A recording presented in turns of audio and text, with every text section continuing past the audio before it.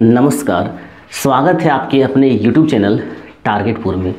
हम लोग इस चैनल के माध्यम से जेपीएससी, जेएसएससी और झारखंड के जितने भी कॉम्पिटिटिव एग्ज़ाम है उसका तैयारी कर रहे थे और हम लोग पढ़ के आ रहे थे झारखंड की जनजाति। तो झारखंड में आपको पता है 32 जनजाति है और 32 जनजाति में से हम लोग इसके पहले जो वीडियो देखे थे जिसमें लोग संथाल के बारे में डिटेल्स पढ़े थे। संथाल का जो कंटेंट है उससे जितना भी प्रश्न एग्ज़ाम में आता है पूरा डिटेल्स पढ़े थे। उस वीडियो देखने के बाद आपको ऐसा एहसास हुआ होगा, काफ़ी अच्छा लगा होगा कि इससे बाहर कोई भी एग्ज़ाम में प्रश्न नहीं रहेगा, चाहे वो आपका जेपीएससी हो और जेएसएससी हो। तो आज क्या देखेंगे, उराव देखेंगे। उससे पहले अगर आप चैनल में नए हैं तो चैनल को सब्सक्राइब कर लें, वीडियो को लाइक करें और ज़्यादा से ज़्यादा शेयर करें।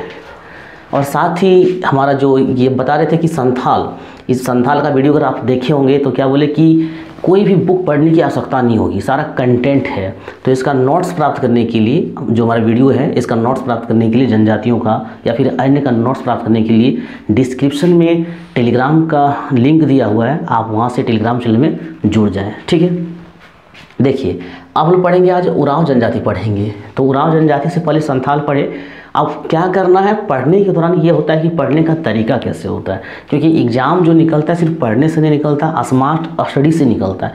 तो स्मार्ट स्टडी में एक आपका यह भी शामिल होता है कि जब कोई टॉपिक आप पढ़ते हैं तो उसको कंपेयर करके पढ़ना चाहिए। जैसे हम लोग अभी उराव पढ़ेंगे, इससे पहले क्या पढ़े थे, संथाल पढ़े थे, तो उसका कंपेयर करेंगे। यह जो है दूसरी प्रमुख जनजाति है झारखंड की। झारखंड की यह क्या है, दूसरी प्रमुख जनजाति है और पहला कौन था, संथाल था। इसके बाद देखेंगे पूरा भारत की बात करेंगे तो भारत में जनसंख्या की दृष्टि से यह चौथी जनजाति है। पूरा भारत की बात करेंगे तो जनसंख्या की दृष्टि से चौथी जनजाति है और पहला, दूसरा, तीसरा पूरा भारत में आपको याद रखना होगा।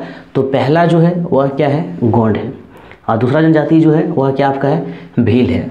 पूरा भारत की बात करते हो। तीसरा जनजाति जो है जनसंख्या की दृष्टि से वो संथाल है और चौथा में आपका क्या आता है, उराव आता है। तो यह भी क्वेश्चन बहुत इंपॉर्टेंट बन जाता है कि संथाल जो है जनसंख्या की दृष्टि से पूरा भारत में केवां स्थान है, या तो उराव जो है जनसंख्या की दृष्टि से केवां स्थान है। तो संथाल तीसरा स्थान है और उराव जो है वो आपका चौथा स्थान है। अब ये 18% क्या है, ध्यान देंगे कि जितने भी जनजातियां हैं, कोई भी चीज़ आपको पता है ना अपने आप में 100% होता है।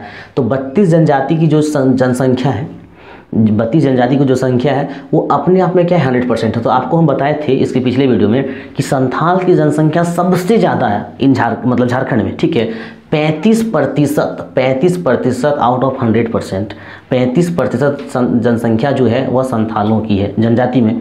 और दूसरा नंबर में आपका क्या आता है, दूसरा में आपका उराव आता है। तो उराव की प्रतिशत कितना है, 18% है। तो ये देखिए, ये मतलब संथाल, उराव, मुंडा हो, ये चार जनजाति, संथाल, उराव, मुंडा हो, याद रखेंगे, संथाल, उराव, मुंडा हो, ये चार जनजाति बहुत इंपॉर्टेंट है। इससे कोई भी पॉइंट नहीं छूटना चाहिए। ठीक है, इसलिए मैंने प्रतिशत को भी ऐड किया। आप प्रतिशत को भी याद रखेंगे, उराव 18% और संथाल 35%। आप देखेंगे इसका मूल निवास स्थान, हम आपको पहले बताए थे झारखंड में जितनी भी जनजातियां हैं वो कहीं ना कहीं से आकर यहाँ पे बसा है, चाहे वो खुदकुटी किया या किसी तरह से यहाँ पे बसा, लेकिन कहीं से आके बसा है। तो उराव का मूल निवास स्थान जो है दक्कन है, मूल निवास स्थान दक्कन है। लेकिन कुछ कुछ विद्वानों का जो इतिहासकार है उसका कोकन भी मानना है। अब एग्जाम में क्या सॉल्व करेंगे, तो एग्जाम में आपका प्रश्न रहता है तो आंसर क्या होगा, दक्कन होगा। ठीक है, इसके बाद भाषा की दृष्टि से द्रविड़ है। भाषा की दृष्टि से आपको बताए थे, इसके पिछले वीडियो में बताए थे कि जो जनजाति है उसको दो भागों में बांट दिया गया है अकॉर्डिंग टू हिज लैंग्वेज, उसका भाषा के आधार पर। एक आपका मुंडा भाषा है जिसको लोग आस्ट्रिक कहते हैं और एक आपका द्रविड़ है।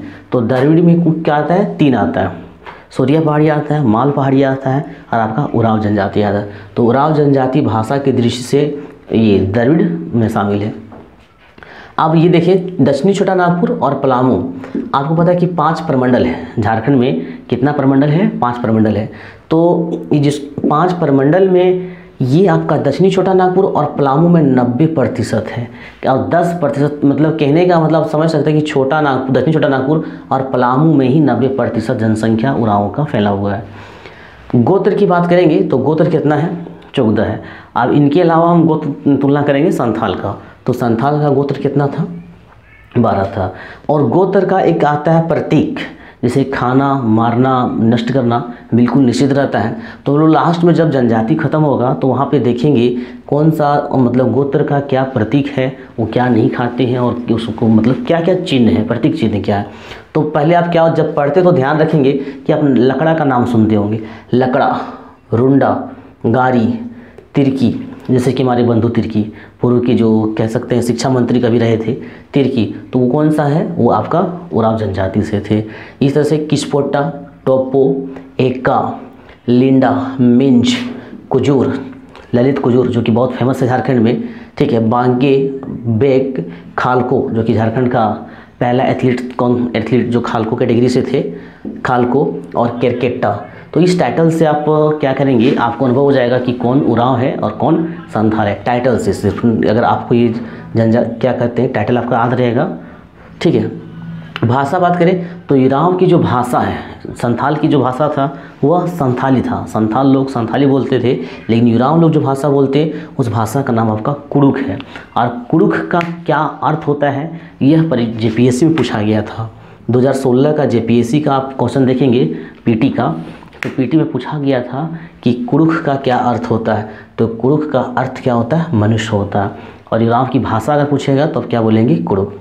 इसकी पंचायत जो होती है, उरांव की जो पंचायत होती है, पंचायत को पंचोरा कहा जाता है, ठीक है। पंचायत को क्या कहा जाता है, पंचोरा कहा जाता है। पाहन कौन होता है, पाहन होता है पुजारी। पाहन क्या होता है, पुजारी, जो पूजा पाठ करते हैं या तो धार्मिक जो प्रधान होता है उसको पाहन कहते हैं। और जो भी धार्मिक प्रधान होते हैं उसके साथ हमेशा एक असिस्टेंट मतलब उसका एक सहयोगी रहता है, ठीक है। तो पाहन का जो सहयोगी होता है उसे हम लोग क्या कहते हैं, पुजार कहते हैं, ठीक है। क्या कहते हैं, पुजार कहते हैं। पाहन का जो सहयोगी होता है उसे पुजार कहते हैं। अब हम बात करें जैसे पंचायत देखिए, गांव का मुखिया देखेंगे तो उरांव में गांव का मुखिया को क्या कहते हैं, महतो कहते हैं। तो ये जो पंचोरा देख रहे हैं, पाहन, पुजार, महतो या फिर जो कुछ भी, यह एक तरह से इसका शासन व्यवस्था का पॉइंट है। तो उरांव जनजाति का शासन व्यवस्था का एक सेपरेट वीडियो बना हुआ है, ठीक है। आप उरांव जनजाति या फिर संथाल का, फिर मुंडाओं का, नागवंशियों का, इस तरह से सबका जो है सो शासन व्यवस्था जो है लगभग बना हुआ है। तो उरांव जनजाति का शासन व्यवस्था देखने के लिए डिस्क्रिप्शन में लिंक दिया हुआ है, वहाँ से आप उरांव जनजाति का शासन व्यवस्था देख लें, ठीक है। अब बात करेंगे हम लोग महतों का। महतो क्या होता है, ये गांव का मुखिया होता है। अभी आपने देखा महतो क्या होता है, गांव का मुखिया होता है। आज इसे ही गांव का सामाजिक और प्रशासनिक मतलब कहने का मतलब गांव का एक तरह से हेड, देखभाल करने वाला जो होता है वह महतो होता है। और एक कहावत जो कि एग्जाम में बार बार पूछता है कि पाहन गाँव बनाता है, ये हर कोई जानता है, जब कंपटीशन तैयारी का वो जानता जरूर है कि ये कहावत बहुत ही फेमस है। पाहन जो कि पुजारी होता है, धार्मिक विशेषज्ञ होता है, पाहन गांव बनाता है और महतो गांव चलाता है। लेकिन कहानी याद होने के बाद भी एग्जाम में वहाँ पूछने का तरीका क्या होता है कि पाहन गांव बनाता है और महतो गांव चलाता है, किस जनजाति में यह कहावत प्रसिद्ध है। अब किस जनजाति में है तो आप याद रखेंगे ये कहावत जो है उरांव जनजाति में प्रसिद्ध है। इसके बाद हम बात करते हैं गोत्र का। तो गोत्र जो है, गोत्र को ये सब क्या कहते हैं, किली कहते हैं, ठीक है। इसमें नेक्स्ट में लोग देखेंगे मुंडा देखेंगे, तो मुंडा में वहाँ देखेंगे कि वो सब गोत्र को क्या कहते हैं, गितियोड़ा कहते हैं कि क्या कहते हैं, वहाँ भी कंपेयर करेंगे। तो ये सब गोत्र को क्या कहते हैं, किली कहते हैं। युवा गिरा, युवा गिरा, ये युवा गिरा से बार बार एग्जाम में प्रश्न पूछता है। तो उरांव जनजाति में युवा गिरा को कहा जाता है धुमकुड़िया।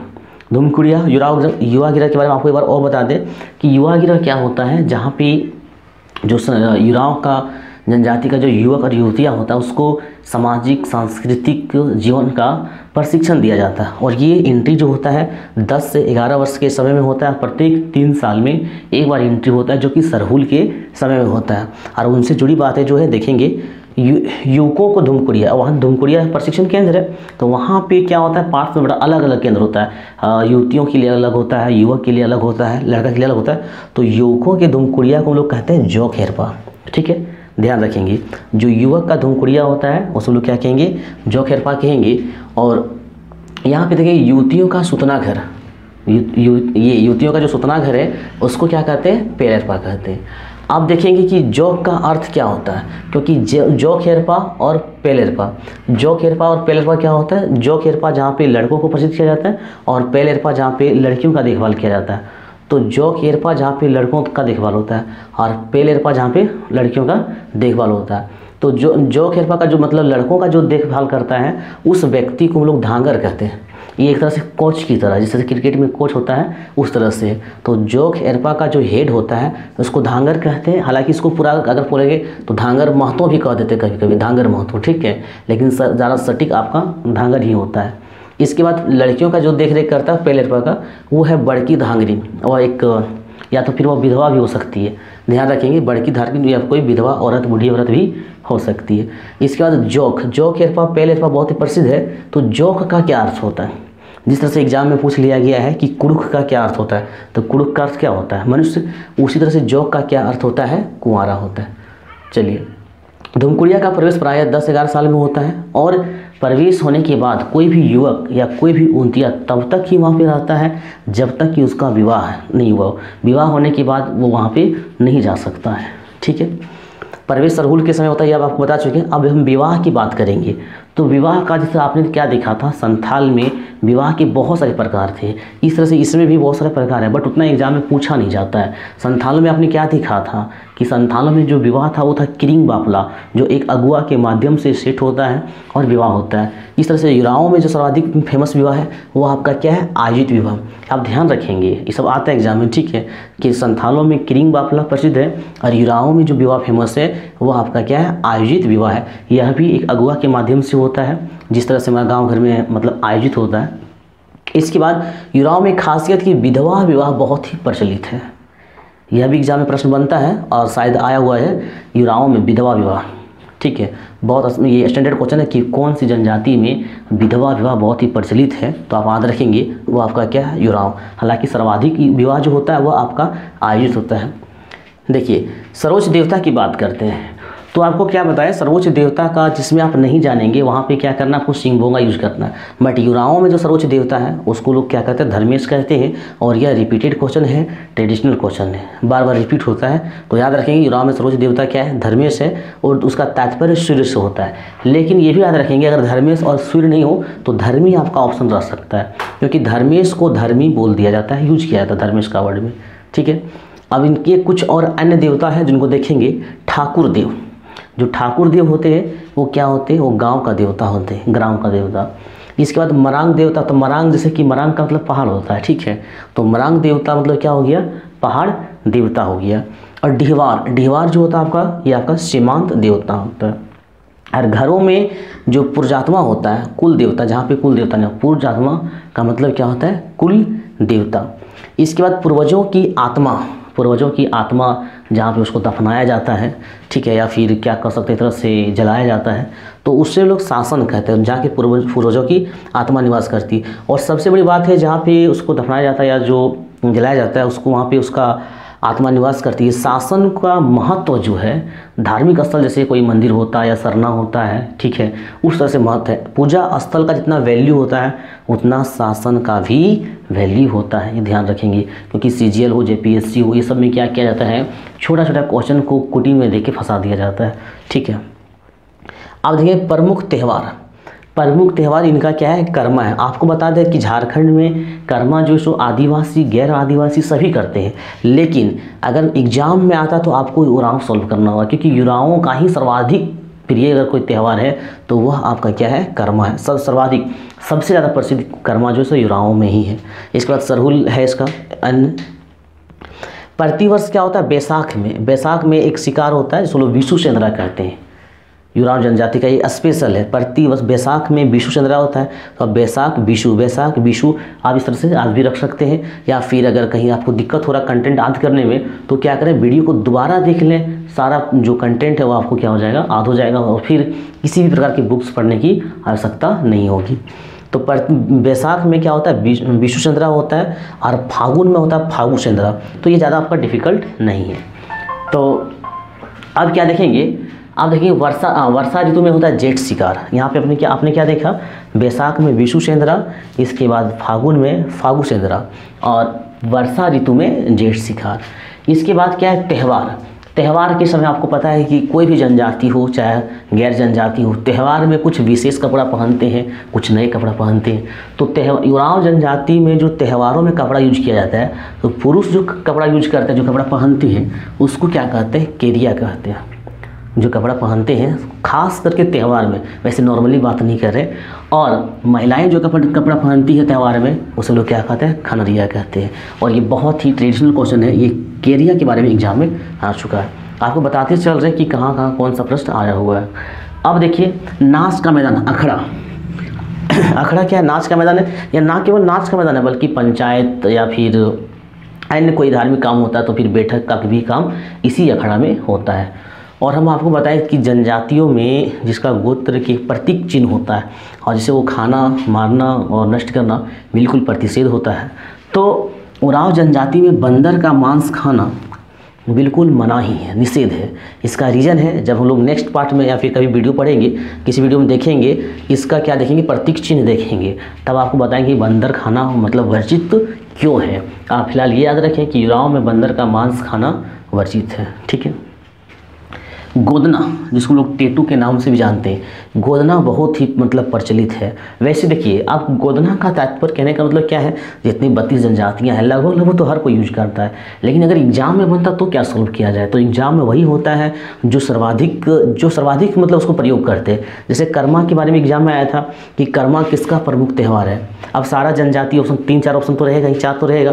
अब 4 जनजाति जो रहेगा, चारों कर्मा मनाता है, लेकिन सर्वाधिक उनमें से सर्वाधिक आपको देखना होगा, तो उनमें से सर्वाधिक आपका उरांव होता है। तो उसी तरह से गोदना जो है उरांव में बहुत ही ज़्यादा प्रचलित है, ध्यान रखेंगे।